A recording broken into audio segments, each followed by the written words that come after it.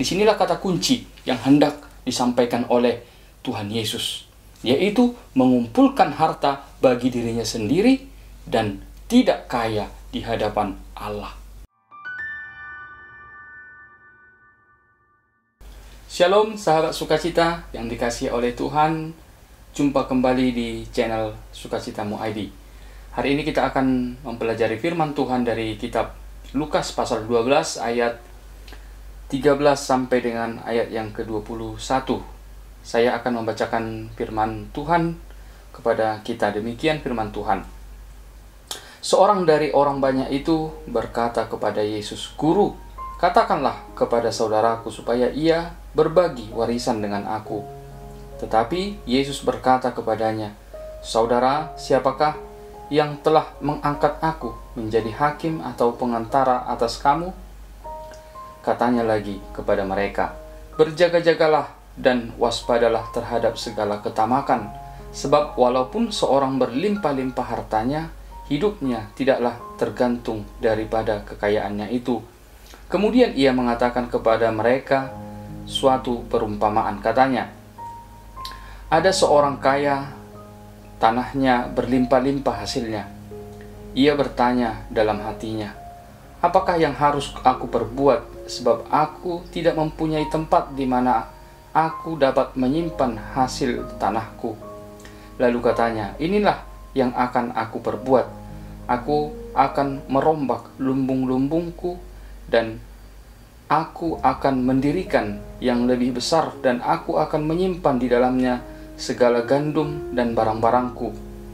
Sesudah itu aku akan berkata kepada jiwaku, jiwaku, ada padamu banyak barang tertimbun untuk bertahun-tahun lamanya.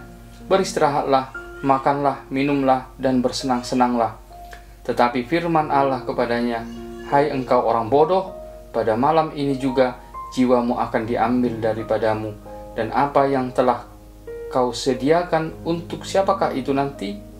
Demikianlah jadinya dengan orang yang mengumpulkan harta bagi dirinya sendiri, jikalau ia tidak kaya di hadapan Allah." Demikian firman Tuhan. Dalam nats ini Tuhan Yesus memberikan perumpamaan tentang orang kaya yang bodoh. Hal ini disampaikannya menjadi pengajaran kepada pendengarnya ketika itu, yaitu ketika seorang dari antara mereka yang memohon kepada Yesus untuk menyelesaikan perkara warisan, yaitu supaya saudaranya mau untuk berbagi harta warisan. Tentu ini adalah permohonan yang bisa dikatakan keliru dan salah alamat ketika dia datang kepada Yesus, sebab dia datang memohon kepada Yesus adalah untuk mengumpulkan baginya harta duniawi, dan Tuhan Yesus hendak memberikan kepadanya suatu pemahaman pengajaran yang benar tentang keinginannya akan harta duniawi tadi. Sebab Yesus datang bukan supaya manusia mengumpulkan baginya harta duniawi yang pada saatnya akan ditinggalkannya dan hilang, namun supaya setiap orang menjadi pewaris kerajaan sorga, yaitu mengumpulkan harta di sorga yang tidak akan termakan oleh nengat. Selanjutnya Yesus mengatakan, "Berjaga-jagalah dan waspadalah terhadap segala ketamakan." Seorang terkaya di dunia, yaitu John Rockefeller, pernah ditanya oleh seorang reporter televisi, "How much is enough?" Jika sederhanakan pertanyaannya itu, seberapa banyak lagi uang atau harta yang kau butuhkan? Karena diketahui dia sudah adalah orang terkaya di dunia. Tetapi dia berkata, "Just a little bit more." Sedikit lagi. Walaupun seseorang itu sudah memiliki banyak harta kekayaan, tetap saja tidak ada kata cukup.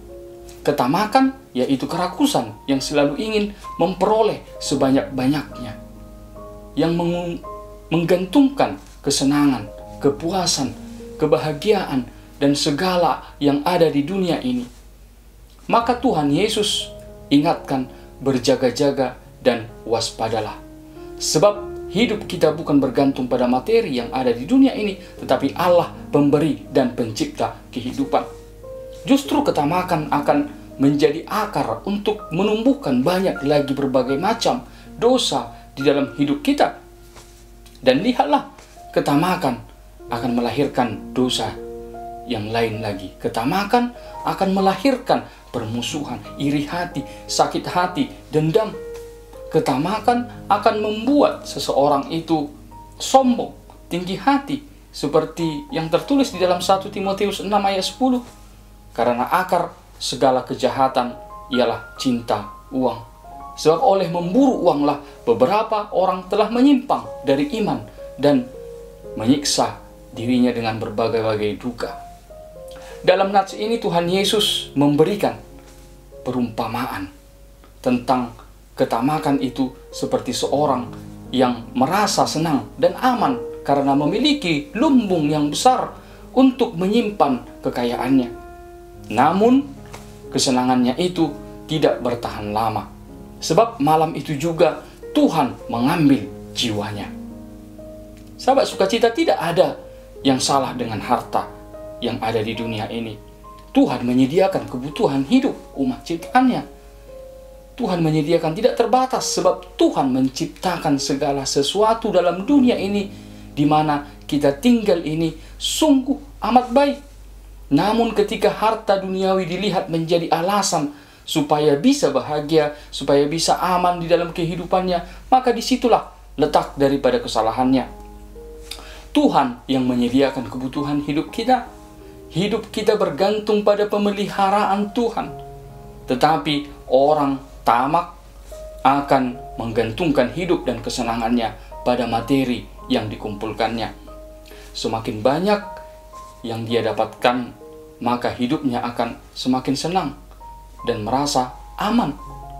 Tentang perumpamaan itu Tuhan Yesus katakan, demikianlah jadinya dengan orang yang mengumpulkan harta bagi dirinya sendiri, jikalau ia tidak kaya di hadapan Allah. Disinilah kata kunci yang hendak disampaikan oleh Tuhan Yesus, yaitu mengumpulkan harta bagi dirinya sendiri dan tidak kaya di hadapan Allah. Yesus tidak mengajarkan kepada kita bahwa harta itu tidak perlu dalam hidup kita, tetapi bagaimana kita di dalam hal menggunakan harta dengan benar sehingga kita kaya di hadapan Allah. Orang tamak akan mengumpulkan dan menyimpan harta bagi dirinya sendiri, sebab harta adalah menjadi jaminan hidupnya. Jika dia membagikan harta yang ada padanya, maka berkurang pula jaminan hidupnya. Di dalam khotbah Yesus di bukit, Tuhan Yesus telah mengajarkan tentang hal mengumpulkan harta.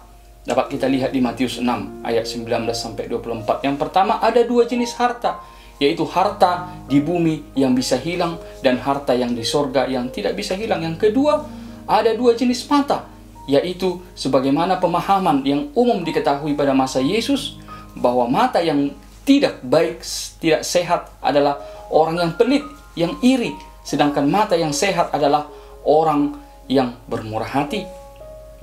Orang yang dapat bermurah hati dengan hartanya akan menerangi hidupnya. Sebaliknya, orang yang pelit itu akan menggelapkan hidupnya. Dan yang ketiga adalah ada dua jenis tuan. Kamu tidak dapat mengabdi kepada Allah dan kepada Mammon, sebab tanpa disadari Mammon itu bisa menjadi Tuhan bagi seseorang. Tak peduli dia banyak atau sedikit harta, dia kaya atau miskin, sama-sama dapat mengabdi kepada Mammon.